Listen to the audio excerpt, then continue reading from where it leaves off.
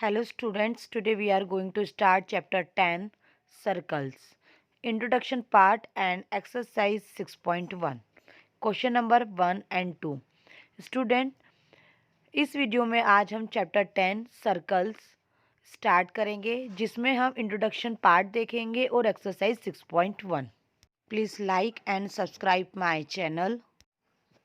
Now, the definition of the circle, the collection of all the points in a plane which are at a fixed distance from a fixed point in the plane is called a circle. Students, सारे point का collection जो एक fix distance पे हो और एक plane के ऊपर हो, अगर सारे पॉइंट्स को मिला दिया जाए तो सर्कल फाउंड होता है. Now what is the centre of this circle?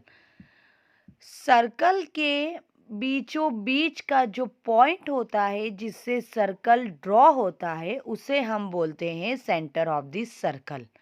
Now circle में आपको ओ पॉइंट दिख रहा होगा, वो सर्कल का बीचों बीच का पॉइंट है तो वो सेंटर ऑफ दिस सर्कल हो जाएगा. What is the radius of this circle? Centre से सर्कल की तरफ जाती हुई एक लाइन या हम डिस्टेंस भी बोल सकते हैं. सेंटर से लेके सर्कल की बाउंड्री तक जो भी डिस्टेंस होता है उसे हम रेडियस ऑफ द सर्कल बोलते हैं. Now what is the diameter of the circle? Student, radius का अगर हम डबल कर दें तो वो डायमीटर ऑफ द सर्कल कहलाता है. जैसे सर्कल के एक पॉइंट ए से लेके सेंटर ओ से जाती हुई लाइन सर्कल के दूसरे पॉइंट बी पर जाके मिले तो उसे हम बोलते हैं डायमीटर ऑफ दिस सर्कल. पर वो लाइन सेंटर से होती हुई जाना चाहिए क्योंकि ना बोला गया है कि रेडियस का अगर हम डबल करते हैं तो वो डायमीटर ऑफ दिस सर्कल कहलाता है. ठीक है. What is the chord of this circle? Student, अगर हम सर्कल के अंदर सर्कल की सरफेस के दोनों पॉइंट को अगर हम जोड़ दें तो उसे हम कॉर्ड ऑफ द सर्कल बोलते हैं. जैसा कि आपको डायग्राम में ना दिख रहा होगा, पी क्यू एक कॉर्ड है. अब बात आती है कि इंटीरियर पार्ट और exterior part of the circle क्या होता है. सर्कल के अंदर का जो हिस्सा होता है उसे हम इंटीरियर पार्ट बोलते हैं सर्कल का, और जो सर्कल के बाहर का पार्ट होता है, जो बाहर का हिस्सा होता है, उसे हम exterior part of the circle कहते हैं. Now minor segment and major segment of this circle. Student, एक सर्कल के अंदर अगर हम पी क्यू कॉर्ड ड्रॉ करते हैं, कॉर्ड क्या होती मैं आपको है ना बता चुकी हूँ. तो कॉर्ड का जो छोटा हिस्सा होता है, कॉर्ड की हेल्प से सर्कल के अंदर जो छोटा हिस्सा बना हुआ होता है उसे हम माइनर सेगमेंट बोलते हैं. तो डायग्राम में आपको वाइट कलर में माइनर सेगमेंट दिख रहा होगा, और कॉर्ड की हेल्प से सर्कल का जो बड़ा पार्ट होता है उसे हम मेजर सेगमेंट बोलते हैं. जैसा कि आपको डायग्राम में ब्लू पार्ट मेजर सेगमेंट का दिख रहा होगा. Now what is the minor sector and major sector of the circle? Students, circle के सेंटर से सर्कल के कोई भी दो पॉइंट से जो एंगल बनता है, तो एंगल का जो अंदर का हिस्सा होता है उसे हम माइनर सेक्टर बोलते हैं, और जो बचा हुआ बड़ा हिस्सा होता है, रिमेनिंग पार्ट होता है, उसे हम major sector of the circle बोलते हैं. Now exercise 10.1. First, filling the blanks. First, the centre of a circle lie in the dash of the circle. Exterior और interior.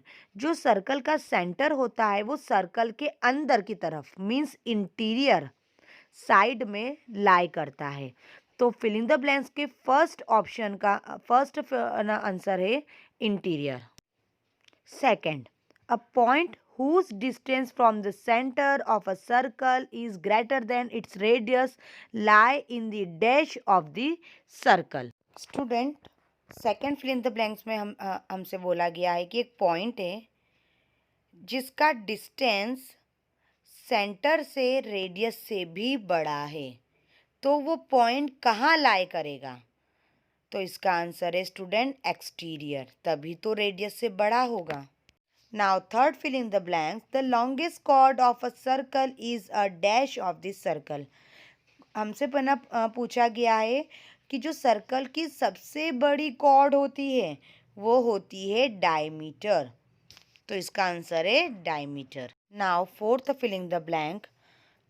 N arc is a dash when its are the ends of a diameter. Diameter की help से जो circle का arc बना होता है उसे क्या बोलते हैं? Semi circle. Fifth, segment of a circle is the region between an arc and dash of the circle. Student, fifth में हमसे बोला गया है कि आर्क और कॉट के बीचों बीच का जो रीजन होता है उसे हम सेगमेंट बोलते हैं, तो इसका आंसर है कॉट। Now sixth, a circle divides the plane on which it lie in dash part. एक सर्कल प्लेन को 3 पार्ट में डिवाइड करता है। सो स्टूडेंट्स, यहाँ पे हमारा क्वेश्चन नंबर फर्स्ट फिनिश होता है। Now question number 2, true and false. Give reason for your answer. हमें ट्रू और फॉल्स बताना है और साथ ही साथ हमें रीजन भी देना है। First, a line segment joining the centre of any point on the circle is a radius of the circle. तो क्वेश्चन में हमसे बोला गया है कि सर्कल के कोई भी पॉइंट से सेंटर को जो लाइन ज्वाइन करती है वो रेडियस ऑफ द सर्कल होती है, तो इसका आंसर है ट्रू। हाँ, ये सही है, क्योंकि सेंटर से सर्कल के कोई भी पॉइंट से हम अगर लाइन को ज्वाइन करते हैं तो वो रेडियस ही कहलाती है। Now second, a circle has only finite number of equal chords. Second question में हमसे पूछा गया है कि एक सर्कल की finite means countable number of chords होती है जो सभी इक्वल हो सकती है, तो इसका आंसर है फॉल्स। रीज़न इसमें आएगा कि हम एक सर्कल में कितनी भी infinite chord different different measurement की ड्रॉ कर सकते हैं। Now third, if a circle is divide into 3 equal arcs, इसका आंसर है false. Because all 3 arcs are equal, so there is no difference between the major and minor arcs.